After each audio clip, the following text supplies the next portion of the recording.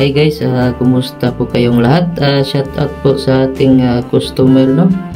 Bagtong pamili, isa pong bus driver sa Balyacar. Okay, so ang problema niya po ay internet, kasi po ang ginagamit niya ay TP-Link CPE. So ngayon nasira ang receiver TP-Link, so wala nang internet, kawawa si pare, no? So ngayon resolbahin natin, lagyan natin ng outdoor antenna at bigyan natin ng modem para malakas, no? So ipakita namin mamaya kung ilang Mbps ang masagap niya. So hindi na po kailangan ng sender o receiver. Okay, so good morning ulit, na naka-ready na po ang ating kasama, si Mr. Eugene. Yan.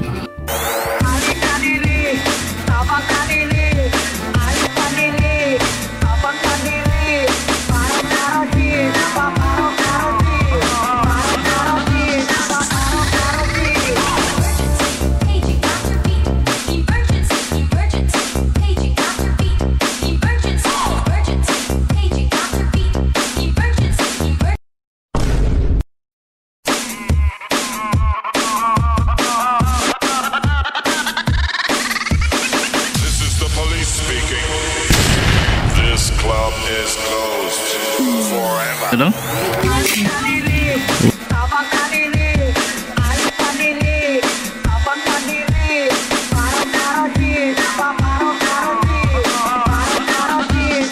Eh, tigtalaod og antina guys, oh. Tawhay ra kayo galingkod diri. Ag tagiya may kakuwas tubo na dito, layo kayo babaw. Kuan. Dawat ra limpyo. Wifi wa. Yang wifi, oh. Ang receiver sa TP-Link naguba, so si sender nagloko na, wala na ni pasag internet. Alahig ng receiver, wala po yung internet dire.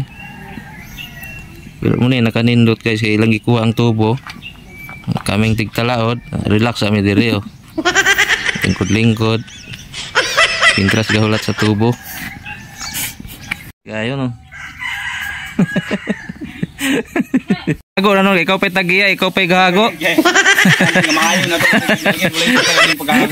Dati nga malingaw tayo ni Kauman. Gari.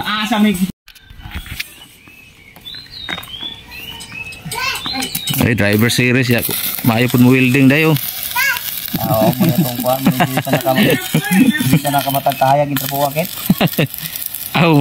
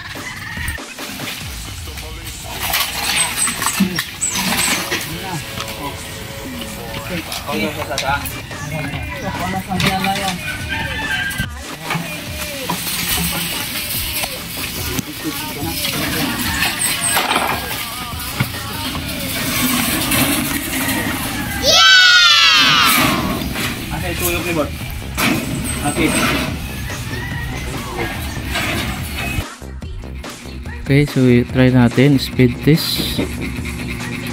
Wow, super lakas, umabot ng 73 Mbps, 75, 74, wow, 74.8 ang kanyang download. Okay, so ang upload naman ay 4.44, so okay na yan, super lakas na yan. So try natin sa YouTube. Wow. Okay, so walang loading.